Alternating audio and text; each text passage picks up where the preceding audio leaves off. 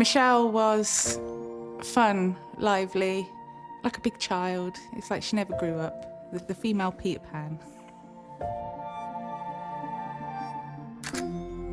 She was my best friend, yeah. She's the only one that's ever stuck there, always been there. Mine and my mum's relationship was a good relationship. We didn't hide anything. Growing up as a teenager, we got on really close. She was always there for us, no matter what. The last time I seen my mum alive was my 21st birthday. We went to my Auntie Marie's to celebrate. It's going. Rob, quick. Oh, that's cute. That's a good place to be. What was the camera?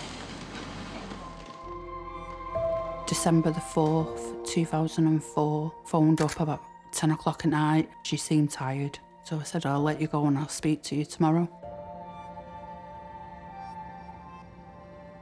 Within 24 hours, I had a phone call from Mum asking if you see Michelle. I heard from Michelle. Tracy called. Can't get hold of her. And I was starting to get worried. This gut feeling, but I thought, nah, she's gone off it. She'll be back.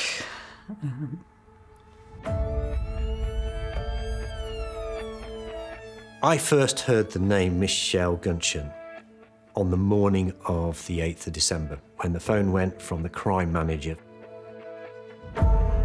Michelle's car wasn't parked where it should have been, and there was blood. When we heard that they'd found blood in the car, my stomach just sunk. It's like watching this storm brew. It's this big grey cloud in the background. You're looking at it going, please don't rain. Please don't rain. At a very early stage, we recognised that Michelle's disappearance was more than just a missing person. It was, in fact, a homicide. Michelle's family had to wait 7 long years before her killer could face justice. You watch many programmes and documentaries on TV, you just don't think something's going to happen to your own family.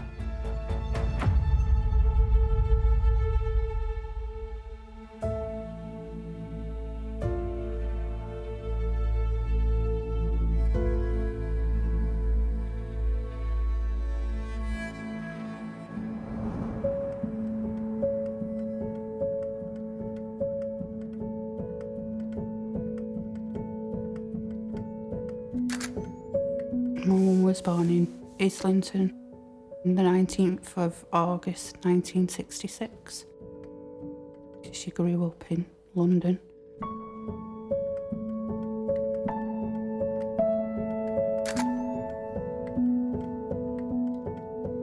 The first day I met Michelle, we were about 11 years old. First day at secondary school, I walked into the class and I saw this girl, little girl at the back with her little black bob hair. And I went over and introduced myself, and yeah, we just inseparable, as we were told, inseparable. I always called Michelle Auntie Michelle because she's always been there. I couldn't think of any other title that I could give her.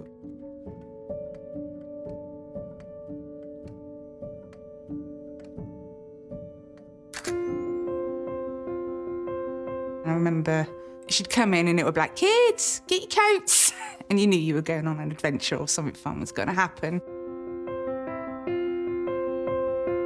Me and my mum have had a really good times. We used to go and see Diana Ross and to take us on family holidays, camping, the New Forest.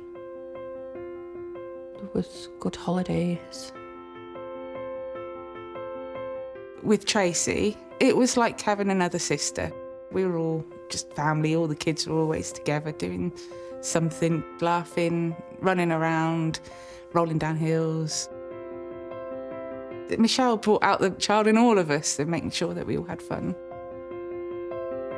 It did go quiet between us, good 10 years, and then it was 2004. Suddenly I get a knock at the door, tap, tap, tap on the door, and I opened the door, my jaw dropped to the floor, and I said, I don't believe it, I was just literally just talking about you 10 minutes ago. I haven't seen you for 10 years. Whoa, you're back. You're back. She goes, yeah, I'm back for good this time. We've got a new man. He was a good person. He was a good man. He treated my mum well. Michelle was doing some security work at this time. She would go off and do her job, like be out overnight. The last time I saw Michelle, she invited me around for dinner. And after dinner, she said, oh, I want me to read your cards. I said, what, tarot cards? You got tarot cards? And she's like, yeah. Oh, let me do your cards. Come on, go on, give them a shuffle. I don't believe in anything like that, but I shuffled them and she dealt them out. And I can't remember all the cards that she pulled out, but she said, well, the gods are watching over you, whatever happens. After that, she did hers, one of the cards. She said, oh, there's going to be a new man in my life. She seemed troubled by the card.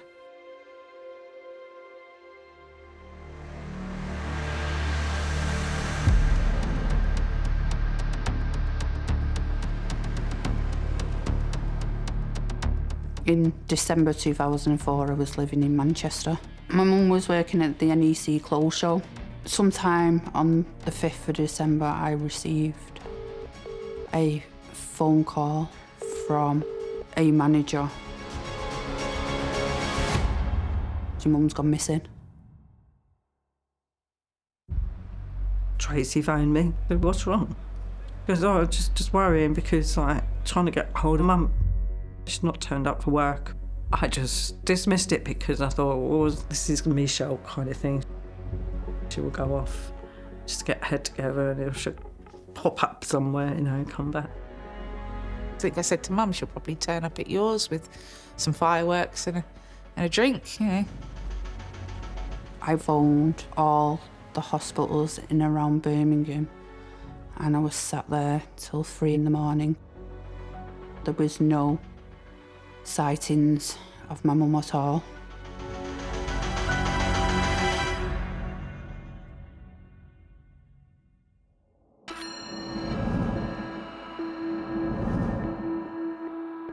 Michelle was working as a security guard, and on the 3rd of December and the 4th, she did a shift at the new exhibition centre. After a shift, she was having a drink with friends at the Dubliner in Birmingham. She'd had to stay there because her original hotel, the premises had been flooded. Today, the Dubliner still exists, but it is in a different format. So now it is a rock venue. The Dubliner was a popular Irish pub. It was known for being quite lively, for having live music. At the time of Michelle's disappearance, there were rooms upstairs in the pub that were available to rent on a B&B basis. Michelle's 2 colleagues agreed that they would meet up later in the evening for a drink in the bar. They went to their rooms. Just before 9:30, Michelle hadn't joined, so one of them went to see her and saw her in her room. That's the last time anybody saw Michelle alive other than a killer. About an hour later, 10:30ish time, we know she speaks to her partner and her daughter on the phone. Again, that's the last time anybody spoke to her other than a killer that we know of. The following morning, 2 of her colleagues went to her room to see whether she was ready to go to carry out a further shift, but they could find no trace of her. Some of her personal belongings, including her mobile telephone, were in her room. She'd had 27 missed calls.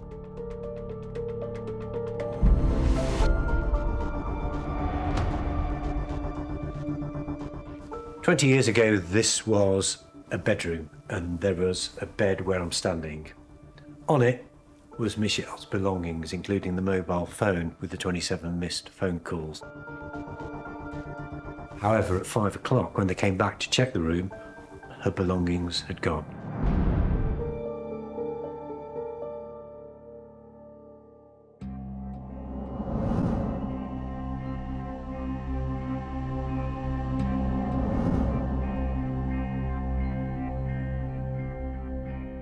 At about 9:30 on the Sunday, her colleagues went out onto Mill Lane, which is where she'd parked her blue Ford Escort, and it wasn't there. So they had to make a decision, and that was need to formally report Michelle missing to the police. I didn't sleep for about 3 days. I tried to be normal for my younger brother. I tried to hold things together. No, it was a blur. We spoke every day on the phone, many times through the day, having daily chats. I was scared doing that press conference. Mum was fun loving and would talk to anyone. I know my mum loves me and my family, and that she would never left us on our own free will. No recall of doing it. The police came to interview all of us, asking standard question, any reason for her going missing, any suspicions, all the usual easy stuff. When somebody is reported missing to the police, you make an assessment. Is it high, medium, or standard risk? And that will determine the investigative focus. We're all creatures of habit to a greater or lesser degree. And that means that we frequent places, we use mobile telephones, we access our bank accounts, we meet people. And in Michelle's case, all those things came to an abrupt end.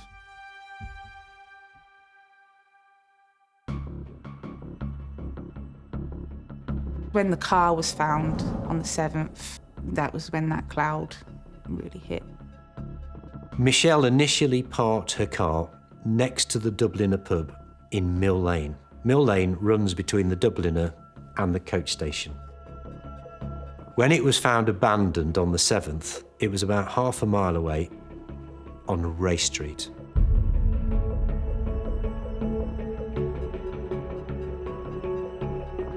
We are about 5 minutes walking distance from the Dubliner pub. Where this car is parked is roughly where Michelle's blue Ford Escort was discovered at about 2:15 on the 7th of December, which is the day after she was reported missing.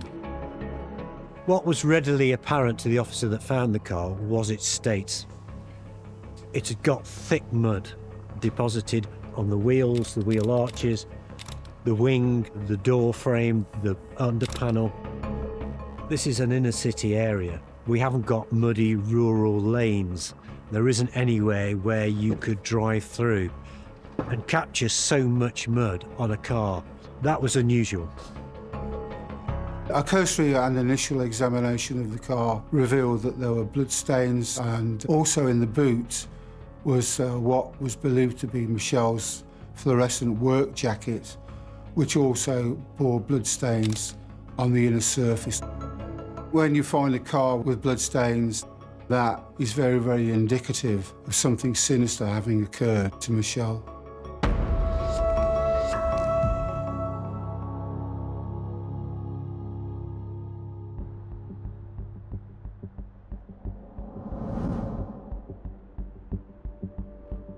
Andy Hoff was assigned as the senior investigating officer, and he made all the initial inquiries. Began a CCTV trawl, and then inquiries were also commenced at the pub. Phone records are incredibly important. It shows the movements of the individual on the day of their murder. It shows who they might have been in contact with. And all of these things can provide clues as to where the individual ended up meeting their death. It was the case of identifying, tracking her movements on the 3rd, the 4th, the 5th as best we could. There was a history of missed calls, predominantly from Tracy, but there was nothing of any significant nature that at that stage would move the inquiry on. Statistically, women are more likely to be murdered by somebody that is known to them, a partner, it might be a sibling, it could be a friend, it could be an ex-partner. Michelle's estranged husband was spoken to by officers. He, by default, is a person of interest to the inquiry because they are estranged. He's also the father of one of the children. So it is important, but we quickly identified that he wasn't in Birmingham at the time, and we could formally eliminate him as being involved in a disappearance.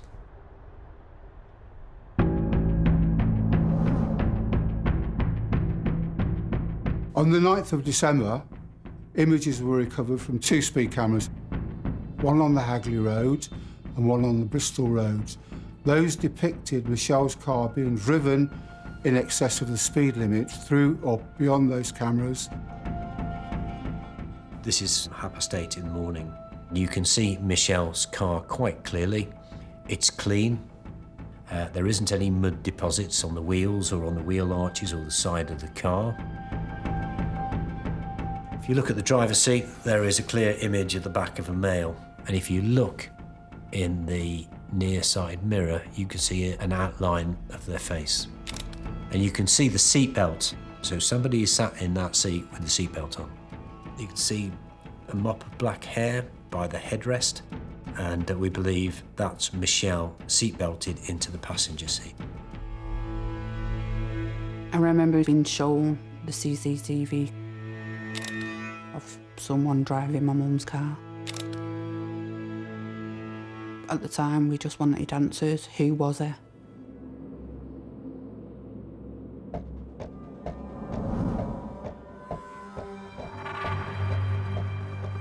Further footage of Michelle's car recovered from the 10th of December was very grainy, was very unclear, but seemed to show what might have been described as potentially some frenetic activity by Michelle's car. We see Michelle's car leaving Mill Lane just after 7 o'clock in the morning. There is an image of something or somebody going to the car. Can't determine who it is, whether it's 1 or 2 people, but we've got enough to say that's her car coming out of Ray Street and driving away. I think when you see those images, it really just adds to the fear that Michelle has been subject of very serious assault and indeed worse. Controlled circumstances, the licensee of the Dubliner pub was shown the images, and he was able to say with almost certainty that the person depicted driving the vehicle was in fact Martin Stafford. Martin Stafford was working at the Dublin Hotel. He had a job collecting glasses at the time. Martin Stafford was a 44-year-old man who didn't really have a fixed abode, quite possibly due to the number of criminal offences that he had in his history. Stafford had already got 23 offences committed in Ireland, including sexual offences. He fit in the profile of somebody who is of real interest to me. Martin Stafford was actually stopping in the same set of flats as Michelle. He left the Dubliner either on the Monday or the Tuesday of that week, so he's now gone without reason. Serial sex offenders are unable to control their urges, so sex offences can increase in severity in order to get the same response and the same pleasure. He needs to find his victims, he may need to increase the intensity and the frequency of these crimes as well, and that means that this person is a highly dangerous individual. In Ireland, he basically burgled a factory and he indecently assaulted and stripped the 2 cleaners who were female, and he locked them in a cabinet overnight. He's a glass collector in a pub. It's unlikely they'd be doing criminal record checks or security checks on him. He has very easy access to victims. He has an opportunity as a perpetrator to stand and observe, work out which individuals might be alone, who might be vulnerable, and that position gave him an opportunity to do that and to ultimately identify his next victim. Stafford stayed with an associate man that ultimately we were able to trace. And during the course of his staying with the man, they spoke about if they had a body to dispose of, how they would do it. And Stafford actually told him I would dump it in some building footings somewhere around Birmingham, knowing that the workmen would come and cover the remains in concrete.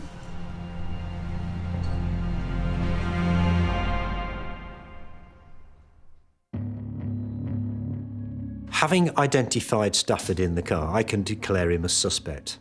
That enables me to get a search warrant, so I can do a forensic sweep of his room for any material that may be relevant. We took the bed sheet in because we know he's got sexual offences in his past. Could he have sexually assaulted Michelle in his room before he's taken her in the car? So we took the bed linen and we prioritised that to the scientists at the lab. The picture that I'm looking at now is a photograph of Michelle's fluorescent jacket that was taken from her car. You can see on the inner lining of the back there is blood staining here and then up the central spine of the coat. It's contact blood, which means it's been in contact with her body when she's been bleeding.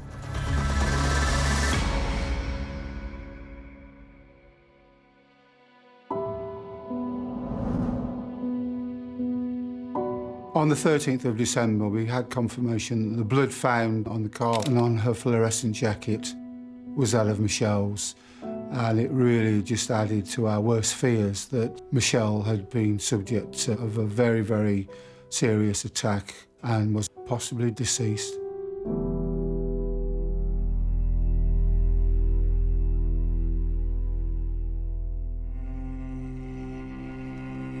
Michelle was last seen alive here at the Dubliner pub in Digbeth at 9:30 p.m. on the 4th of December. Michelle's car triggered 2 speed cameras the following Tuesday on the Hagley Road in Birmingham and here on the Bristol Road. The driver of that car has been identified as Martin Stafford. The following day, he caught a coach to Dublin from here at Digbeth coach station. Now, he'd been staying just 2 doors away from Michelle in a Dubliner pub at the time of her disappearance.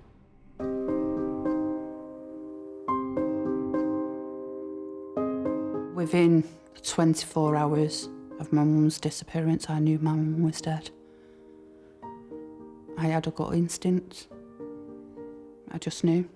And I had to hide that away from family.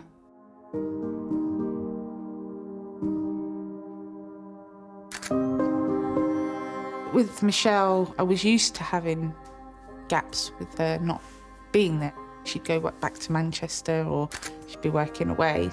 But within 24 hours, I think we all had this kind of niggling at the back, like, it's not right. Something's not right. She would have got in contact or she would have turned up at mum's or here. I didn't sleep for about 3 days. The media ended up outside my mum's front door. So I literally opened the door, told them to go away, shut the door. I just convinced myself that she just walked off. Nothing had happened, but when they found the car and the jacket in the back and there was blood on it and mud on the car, and it kind of started to sink in. I was just thinking, oh, she's out there and she's freezing, she's cold, she's lying in a ditch. Where is she? The murder of an individual, it destroys the family and the friends of that victim.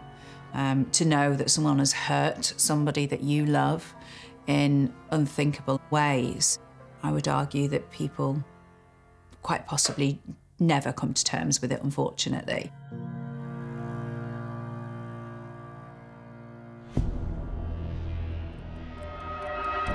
The Ford Escort was subjected to a very, very thorough forensic examination.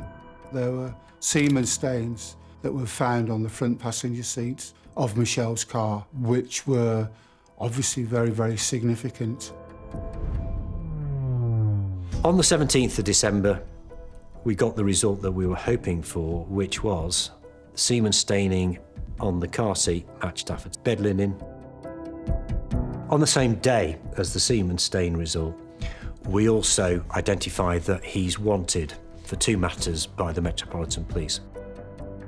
An allegation of rape, and he's also on bail for a case of indecent assault against a man.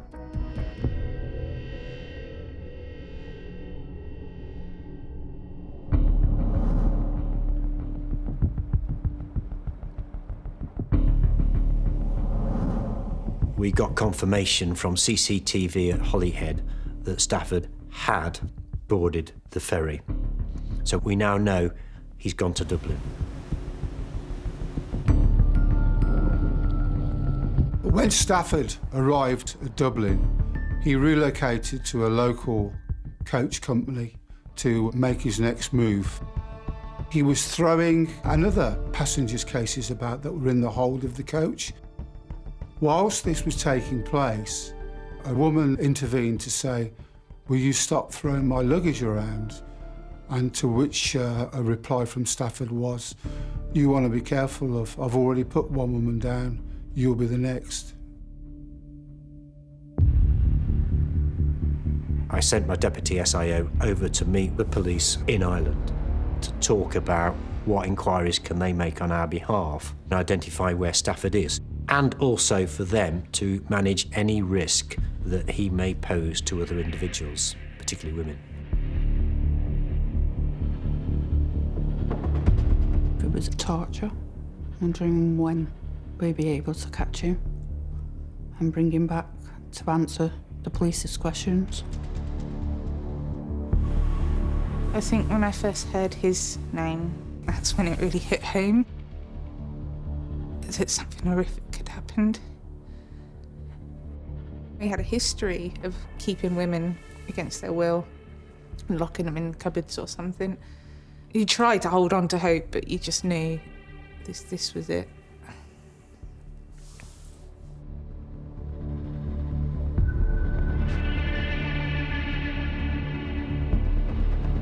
With offenders like this, what we're seeing is that the crimes are escalating in severity, now resulting in a murder. I would expect that he will lie low for a short period of time, probably enjoying the feeling and processing that feeling, and then he would look at acting again. So for the police, it's really important that they catch him now before he has the chance to do this to any other woman.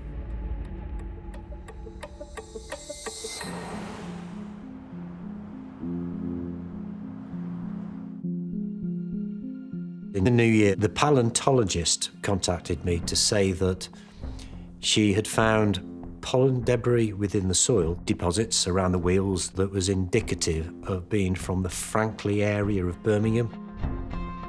A paleontologist can examine the soil for fibres, plants, and other things that will make it potentially unique to a particular location.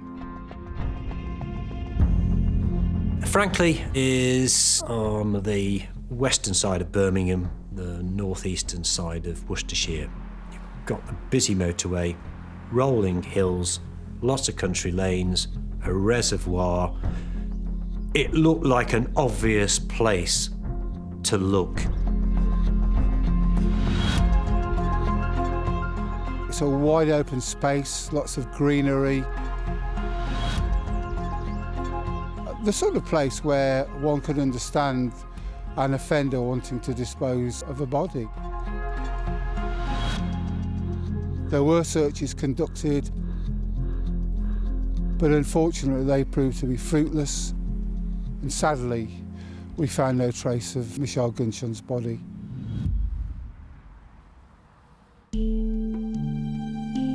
In the middle of January, we know Stafford is in Ireland, and we're preparing a file for extradition back to the UK.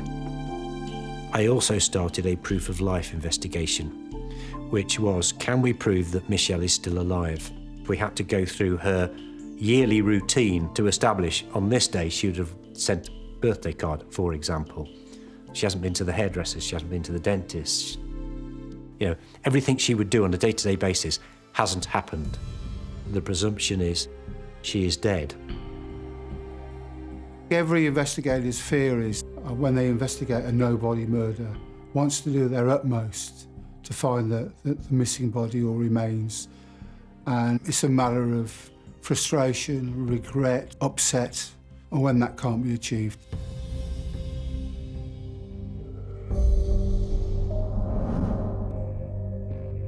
In early March of 2005, we get the call from the police in Ireland. Stafford has committed a new offence. He's abducted a girl and he's kept her prisoner in a railway carriage. She managed to escape, but he's been arrested. We now know that he is likely to go to trial, and if found guilty, is going to receive a lengthy custodial sentence, which he did.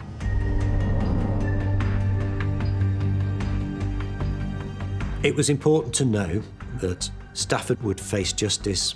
He wasn't going to present a risk to anybody else, but it was a waiting game.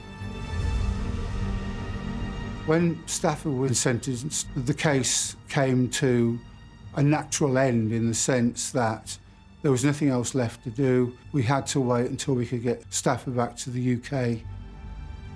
So it was a case of get your ducks lined up and we wait.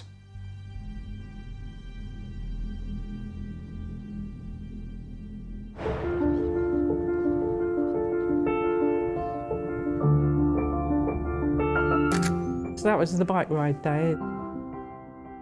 We just crashed out, basking in the sun with that stupid hat on that I had, inside out. We would go out on bike rides, climb trees, you know, not girly things. We weren't girly or anything, you know, don't sit there putting makeup, none of that. Just tie your hair back or just let it go wild, you know. We were wild, I suppose. Free. We like to be free.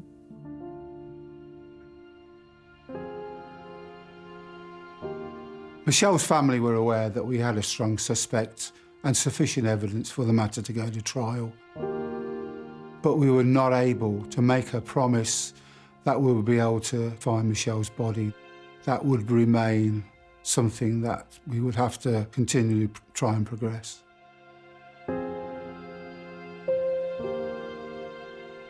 I started having nightmares of my mum rotting in a house and other nightmares as well.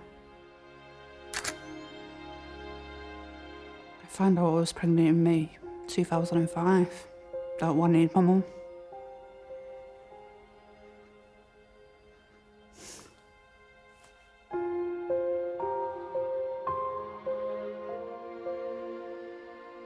Just didn't have my mum to tell. My mum was very family orientated. She kept all the family together. In 2008, I did a memorial service for my mum. Family attended, police attended, friends. My son Reese also attended when he was 2 years old. My granddad David wrote a letter just for what my mum was like. My daughter Michelle, she was always a happy child and a good one too.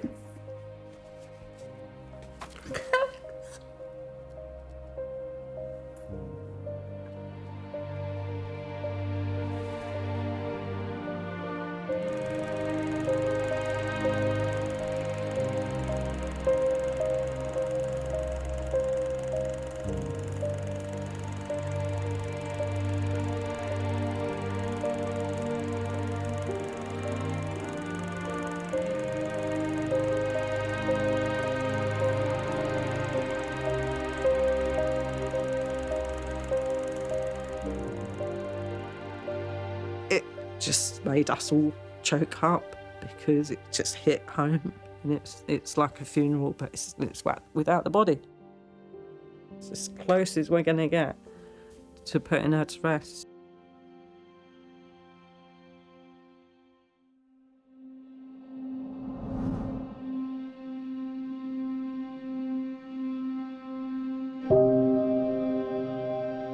police contacted me to say that Martin Stafford was getting extradited. I asked the police, was my mum raped? The police responded, we are charging Martin Stafford with rape. That was the hardest thing I ever had to understand.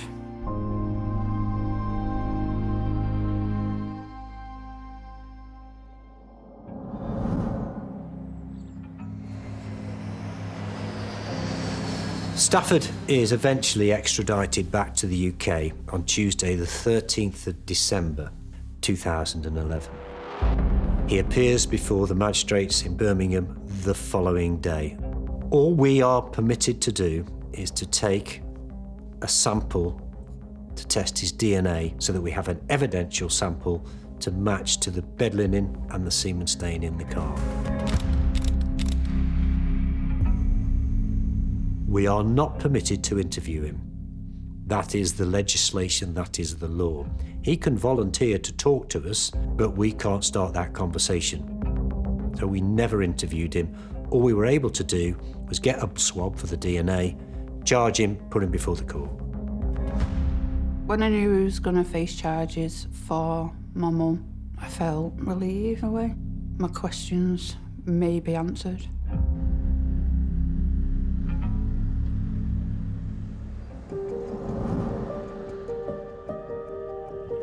On the 17th of July 2012, the trial of Stafford for the murder and rape of Michelle Gunshon began.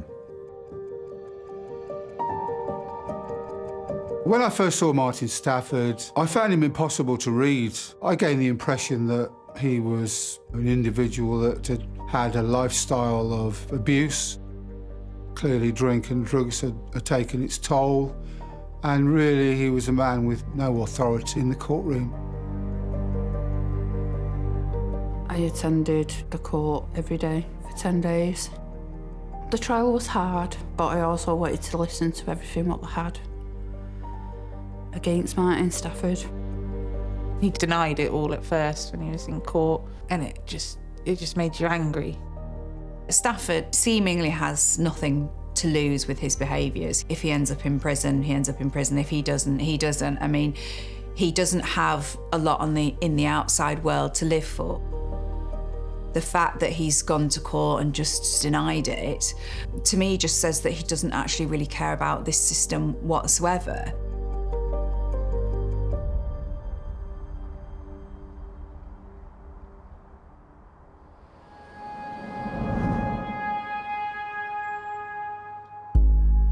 I was in the court when the jury returned their verdict, and of all the times in your professional career when you want something to go well, that is the time.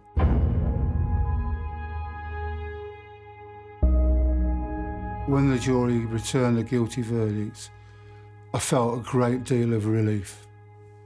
A great deal of relief. On the 31st of July 2012, following his conviction, Martin Stafford was sentenced to 33 years imprisonment.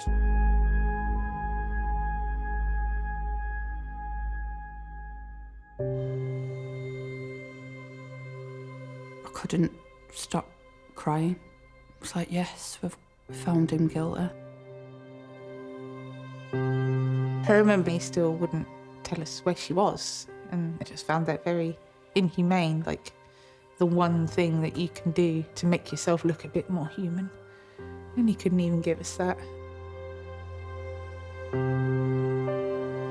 When the body isn't found, it really has an impact on the grieving process, because even in animals, the animals need to see the body of their, say, dead mate in order to be able to grieve and process and move on. Without that, the grieving process is affected. There's always going to be that question of, are they dead? What if they turn up?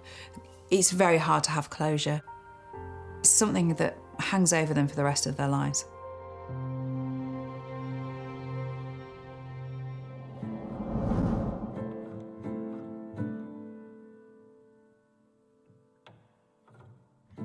In 2015, I was notified that Martin Stafford had passed away in prison, and the knowledge that there was no way of ever getting to Stafford to actually establish what he had done with Michelle's body really left a void and a feeling of just major upset and disappointment.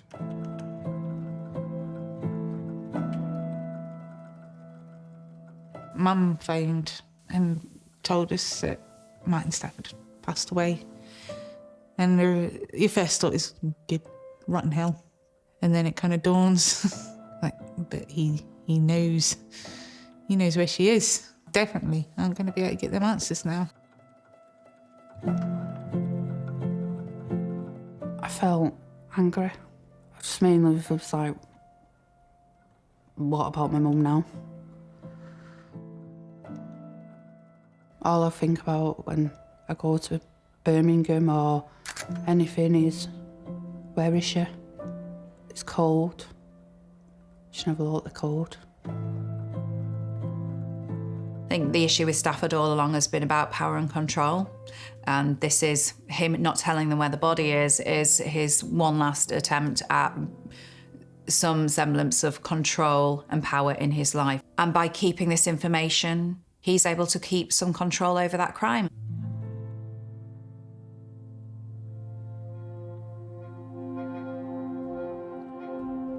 I think after 20 years, it's highly unlikely that Michelle will be found. I hope that I'm wrong for the sake of Tracy and the rest of the family, but experience tells me that she won't be. I go back to the conversation that Martin Stafford had about if he had a body to dispose of, he would put it in some building footing somewhere, and that may be the case. Michelle's remains will only be found by accident, unless there is a prisoner who served time with Stafford and he told them he let slip where she was. We know she was killed, we know she was raped, but she's still a missing person, and that hasn't changed. That bothers me.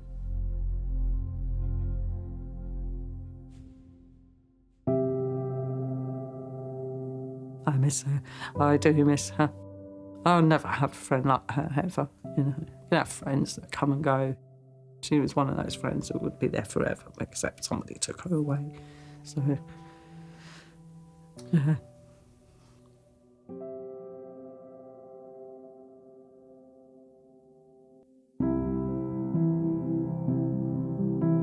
"20 years on, it still really hurts because of the not knowing. We don't have anywhere to go, and obviously this is the place where she was last seen. Part of me feels like a little bit closer to my mum when I come and lay flowers. My mum was spontaneous, funny, outgoing. My mum means everything. She's the world. I love my mum very much, and I miss her every day. Hopefully one day she'll come home.